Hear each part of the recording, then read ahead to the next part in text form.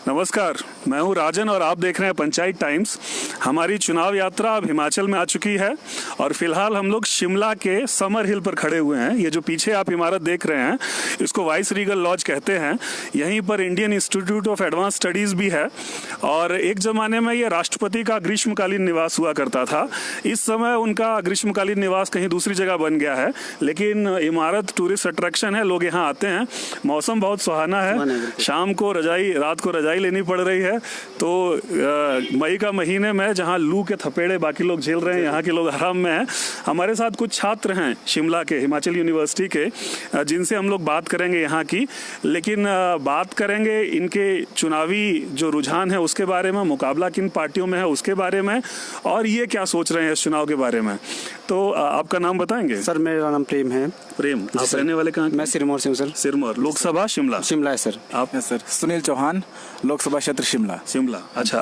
आप? मैं हरियाणा की रहने वाली हूँ। आप हरियाणा की रहने वाली हैं? सर मैं मनोज, पीएचडी रिसर्च स्कॉलर हूँ हिमाचल प्रदेश यूनिवर्सिटी में, हरियाणा से। आप भी हरियाणा से? अच्छा, आप लोगों से बाद में बात करेंगे, पहले जरा हिमाचल वालों से पूछ लें। तो आप लोग शिमला लोकसभा के ही हैं। शिमला लोकसभा पिछली बार बीजेपी ने जीती थी, वीरेंद्र कश्यप जी ने जीती थी। इस बार उनको टिकट नहीं दिया गया है, सुरेश कश्यप को टिकट दिया गया। और कांग्रेस से यहाँ से पूर्व मंत्री धनीराम शांडिल चुनाव लड़ रहे हैं, जो कि पूर्व मंत्री थे पिछले कैबिनेट में, अभी सोलन से एमएलए भी हैं, कांग्रेस के एमएलए हैं। और सीपीएम के भी यहाँ एक प्रत्याशी हैं, क्या नाम है उनका? सीपीएम का एक एमएलए भी यहाँ से जीते हैं। सीपीएम के भी प्रत्याशी हैं, 3 प्रत्याशियों में रेंगुलर, हाँ, कड़ा मुकाबला है। तो पहले आपसे बात कर ली जाए, क्या लग रहा है कौन जीत रहा है यहाँ से? सर कहीं ना कहीं तक जो दिख रहा है यहाँ पर दोबारा से बीजेपी जाएगी सीट पर। बिल्कुल सर, हाँ बिल्कुल सर। सुरेश कश्यप कहीं ना कहीं लग रहे हैं क्योंकि वो युवा है और युवाओं का रुझान ज्यादा है। अच्छा, तो 2 कारण आपको लग रहे हैं कि बीजेपी के। हरियाणा का चलते चलते बताइए। जी, बीजेपी जीतने वाली है। हरियाणा में लग रहा है कि 10 जो लोकसभा सीटें उनमें से 8 बीजेपी के पक्ष में है रुझान अब तक। 8 लग रहा है बीजेपी के पक्ष में। हिसार और रोहतक छोड़ के? हिसार नहीं, रोहतक में भी खतरा है, भूपेंद्र सिंह हुड्डा जीत सकते हैं सोनीपत वाली सीट। अच्छा, तो आप बताएं, आपका घर है सिरमौर में।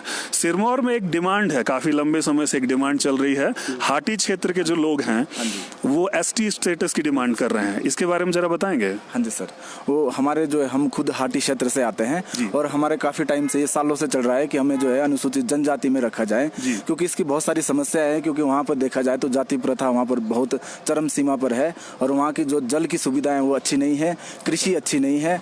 मैं आपसे पूछूं तो आप थोड़ा सा आगे आ जाइए क्योंकि आप फ्रेम से बाहर हो। आप भी हाटी क्षेत्र से हैं, तो ये जो जाति के चलते जो उत्पीड़न है या जाति के चलते जो भेदभाव है, अवसर की कमी, वो आप भी महसूस किए हैं? सर बिल्कुल सर, बिल्कुल सर। कहीं तक देखा जाए ना सर, तो जैसे जो हमारी अनुसूचित जाति में जो लेडीज आती है उनको मंदिर तक जाने में और उनके मतलब जो उच्च वर्ग के लोग उनके घर तक जाने में भी मतलब अलाउ नहीं होता है। आपको अगर आपको उनके घर में जाना है तो कम से कम आपको उनके घर से अपने जो शूज वगैरह है वो भी बहुत दूर तक। माने जाति का जो बात कही जाती है कि हिमाचल में ऐसी जाति प्रथा नहीं है, वो ऐसा नहीं है, जाति उत्पीड़न है सर, बिल्कुल है। अच्छा, अभी भी अगर ग्रामीण लेवल पर देखे सर, जी बिल्कुल सर, वहाँ पे अभी भी ये चीजें सब कुछ होता है। तो यहाँ पर अब एक बात बताइए कि आप लोग तो अलग अलग, जैसे आपने चौहान सरनेम आपका बताया, आपने दूसरा बताया, तो आप लोग तो अलग अलग जातियों से आते हैं, तो आपको एसटी स्टेटस कैसे मिलेगा? आपके यहाँ इलाके में दूसरा सिस्टम है कि एरिया डिनोटिफाई हो जाता है सर। जैसे सर देखा जाए तो अगर कुछ जो एरिया है तो जो मैं हूँ तो मैं शिवालिक हिल्स के चरम में आता हूँ, बट बाकी जो हायर रेंज में लोग रहते हैं वहाँ की जो अगर स्थिति देखें तो वहाँ पर स्वास्थ्य से लेकर शिक्षा से लेकर अभी भी मतलब उसी तरीके की वो हमें समस्याओं का सामना करना पड़ रहा है, जो रोड भी नहीं है और दिक्कत। अच्छा, एक दूसरे जो लोग हैं उनके समझाने के लिए मैं बता दूं कि हिमाचल में एसटी का स्टेटस जाति के या ट्राइब के हिसाब से नहीं है, क्षेत्र के हिसाब से। तो पूरी पंचायत नोटिफाई होती है और उस पंचायत में जो भी लोग आते हैं वो सारे के सारे एसटी का दर्जा पा जाते हैं। जैसे अगर आपका इलाका डिनोटिफाई होगा तो उसमें जो भी जाति, शर्मा भी कोई लिखता होगा, वो भी एसटी हो जाएगा, है ना? तो ये आप लोगों की लंबे समय से डिमांड रही है, उसको लेकर कुछ आंदोलन भी हुआ? बिल्कुल हुआ सर। मतलब जो हमारे पहले वीरेंद्र कश्यप जी थे उन्होंने पार्लियामेंट में इसकी आवाज उठाई। अच्छा। फिर हमारे जो स्वास्थ्य मंत्री थे पहले हिमाचल सरकार के, फिर अब वो अभी लोकसभा स्पीकर है, उन्होंने भी इस बात को दिल्ली के संसद के अंदर बोला था, प्रधानमंत्री के सामने और हमारे गृह मंत्री के राजनाथ जी रैली करने आए थे वहां पर, जिसमें उन्होंने वादा किया था, तो वादा तो पूरा हुआ नहीं हुआ नहीं सर, जितने भी वादे हुए आज तक वो पूरे नहीं हुए उस क्षेत्र नहीं में। हुए हाँ ना? जी। तो फिर भी आप कह रहे हैं बीजेपी जीत रही है, फिर क्यों जीत रही है जब वादा पूरा नहीं किया? हाँ तो जी सर, रुझान उस तरह का है ना युवाओं का, उनको लगता है कि इस बार नहीं तो अगली बार ये जो हमारे जाएगा। चुनाव मुद्दे है वो पूरे हो जाएंगे। कहीं ना जाएंगे। कहीं बीजेपी के ऊपर उनको आश्वासन है कि वो एसटी का क्षेत्र क्या कह रही है? मुझे ऐसा लगता है कि लोग जो हैं ये जो एजेंडा, ये जो मैनिफेस्टो होता है वो पढ़ते नहीं है और वो भावनात्मक रूप से ये बीजेपी की तरफ आकर्षित हो रहे हैं और इसी वजह से बीजेपी को वोट कर रहे हैं। मतलब आप कह रही हैं कि अगर थोड़ा सोच के आदमी वोट करेगा तो इतना आकर्षण बीजेपी का नहीं रहेगा? नहीं, बिल्कुल नहीं होगा, क्योंकि अगर आप मैनिफेस्टो देखेंगे बीजेपी या कांग्रेस का तो कहीं ना कहीं मुझे लगता है कि कांग्रेस का मैनिफेस्टो जो है वो मैनिफेस्टो बहुत अच्छा है। जैसे एक चीज बताइए जो कांग्रेस के मैनिफेस्टो में आपको लगता है ज्यादा अच्छी थी। मुझे जो लगता है कि 33% रिजर्वेशन के लिए जो उन्होंने किया और जो एक मछुआरों को लेकर अलग से एक मंत्रालय बनाने की जो बात कही गई है, ये बहुत ही अच्छा। मेरे को ऐसा लगता है कि जो उन्होंने बोला कि राहुल गांधी ने कि एजुकेशन में और हेल्थ में वो जो जीडीपी का जो रेशियो वो बढ़ाएंगे, खर्च बढ़ाएंगे। शिक्षा स्वास्थ्य में उन्होंने कहा है कि बढ़ाएंगे और साथ इन्वेस्टमेंट बढ़ाएंगे। साथ में ये है कि आप लोग अगर फॉर्म भरते हैं तो उसका पैसा लगना बंद हो जाएगा। बिल्कुल सर, ये आपको बिल्कुल सर, पढ़ा हुआ है? बिल्कुल सर। तो पढ़े हुए हैं फिर भी नहीं दे रहे हैं सिर्फ पढ़े हुए वाली बात नहीं। अच्छा एक बात बताइए, तो ये शिलाई वाला इलाका है जिसमें ये डिमांड? बिल्कुल सर, बिल्कुल, क्योंकि सर वो उनका है सर, इसमें राजगढ़ है, हरिपुरदार है, नौराधार है। हाँ जी, ट्रांसगिरी का जितना भी क्षेत्र है वो एसटी की मांग कर रहा है। और ये काफी बड़ा इलाका है जिसमें सड़कें भी आज की तारीख में अच्छी नहीं है और सुविधाएं भी नहीं है। हाँ जी सर, बहुत सारी सड़कें नहीं है, और वेदर बहुत एक्सट्रीम रहता है। अभी भी बर्फबारी हुई है उस इलाके में? अभी तो नहीं हुई सर, उतना हाइट तो नहीं है। हाँ जी। अच्छा, लेकिन बहुत खराब वेदर, बहुत खराब सड़कें, बहुत कम सुविधा, तो आपको लगता है कि एसटी स्टेटस मिलने से चीजें सुधरेंगी?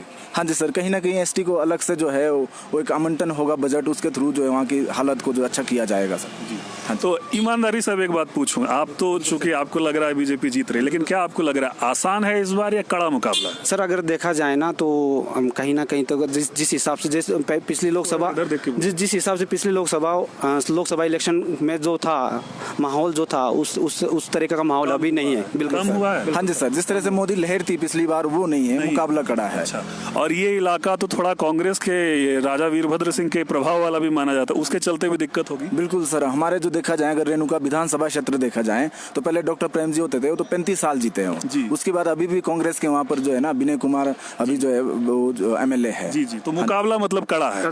तो ये थे हिमाचल यूनिवर्सिटी के छात्र, बहुत ईमानदारी से इन्होंने अपनी बातें कही। इन्होंने मैनिफेस्टो भी पढ़ा है, इनको लगता है कि इस बार मुकाबला कड़ा है। शिलाई के इलाके की जो एसटी स्टेटस की लंबे समय की डिमांड, हमने कोशिश की थी वहाँ जाने की, लेकिन थोड़ा संसाधन की कमी, हम नहीं जा पाए, वरना हम हाटी क्षेत्र जाके उस पर बात करते। आप लोग मिल गए, इससे ये बात हो गई। ये एसटी स्टेटस की डिमांड वहाँ पर काफी लंबे समय से चल रही है और उस डिमांड के इर्द गिर्द अभी तो थोड़ी शांति है, लेकिन लोग चाहते हैं कि एसटी स्टेटस मिले। तो ये थे हिमाचल यूनिवर्सिटी के छात्र, हमसे बात करने के लिए शुक्रिया। यदि आप कोई मुद्दा उठाना चाहते हैं या किसी एक इशू पर बात करना चाहते हैं जो आपको लगता हो कि गायब हो जा रहा है चुनाव में, तो आप हमको मैसेज कर सकते हैं, ईमेल कर सकते हैं और हम कोशिश करेंगे कि आपके गांव या आपकी लोकसभा में आएँ।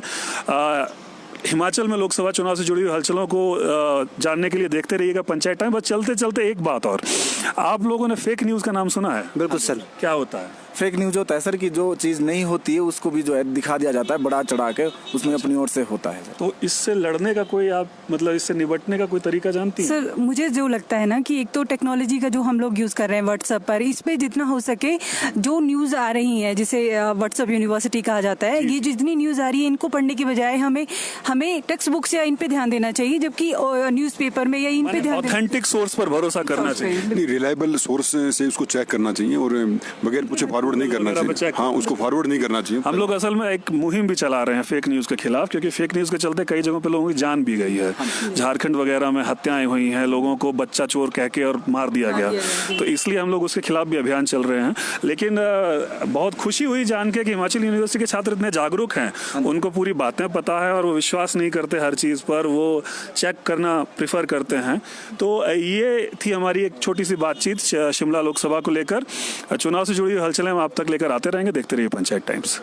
भारत के पश्चिमी छोर से पूर्वी सीमा तक लोकसभा चुनाव की ग्राउंड रिपोर्ट, पश्चिम से पूरब चुनाव यात्रा 2019।